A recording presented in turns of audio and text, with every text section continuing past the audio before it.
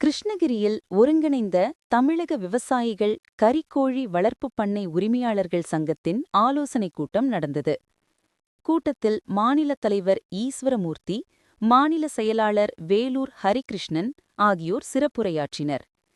தொடர்ந்து செய்தியாளர்களுக்கு பேட்டியளித்த மாநில தலைவர் ஈஸ்வரமூர்த்தி, தமிழகத்தில் சிறு குறு பெரிய என 50,000 கோழி பண்ணைகள் செயல்பட்டு வருகிறது.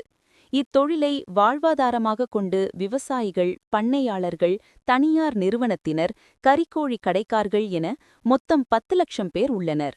ஒவ்வொரு வாரத்திற்கும் 1.75 கோடி கோழி குஞ்சுகள் வளர்ப்பிற்காக நிறுவனங்கள் வழங்குகிறது. கடந்த 5 ஆண்டுகளாக கோழி வளர்ப்பு கூலி கிலோ ஒன்றுக்கு ரூபாய் 6.5 நிர்ணயம் செய்யப்பட்டு தற்போது வரை உயர்த்தப்படவில்லை. மின்சாரம், தண்ணீர் வசதி, தென்னை நார் பஞ்சுகள், அடுப்புக்கரி, தீவனம், பணியாளர்கள் கூலி உயர்ந்துள்ளது. எனவே கோழி வளர்ப்பு கூலியை குறைந்தபட்சம் கிலோவிற்கு ரூபாய் 15 வழங்க வேண்டும். மேலும் நெசவாளர்களுக்கு வழங்குவது போல் மானியத்தில் மின்சாரம், நலவாரியம் அமைத்து தர வேண்டும்.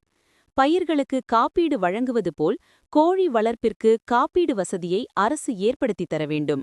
இக்கோரிக்கைகளை வலியுறுத்தி எதிர்வரும் பொங்கல் விழாவிற்கு பின்பு போராட்டங்கள் நடத்துவது என முடிவு செய்யப்பட்டுள்ளது.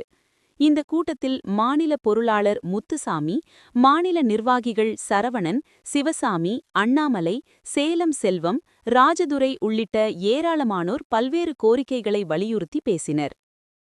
விரைவில் ஒரு போராட்டத்தை அறிவித்து நிறுவனங்களிடம் வளர்ப்பு தொகை பெற வேண்டிய சூழ்நிலை இருக்கிறோம். ஆகவே எதிர்வர ஒரு 10 தினங்களுக்குள்ளே பொங்கல் பண்டிகை வரனால 20ஆம் தேதிக்குள்ளே எங்களுடைய போராட்டம் மொழி வடிவத்தை எட்டுங்க. எந்த மாதிரியான போராட்டத்தை கையில் எடுக்கலாம், எப்படி மாநில அளவில் நிறைய பணியாளர்கள் ஒருங்கிணைக்க வேண்டியிருக்கு. அங்கங்கே மாவட்ட சங்கங்கள், மாநில சங்கங்கள் இருக்குது. இதுக்குன்னு நாங்கள் ஒரு ஒருங்கிணைப்பு குழு நிர்ணயம் பண்ணிக்கிறோம். அந்த ஒருங்கிணைப்பு குழு மற்ற மாவட்ட, மாநில பிரதிநிதிகளோட பேசிகிட்டு இருக்காங்க.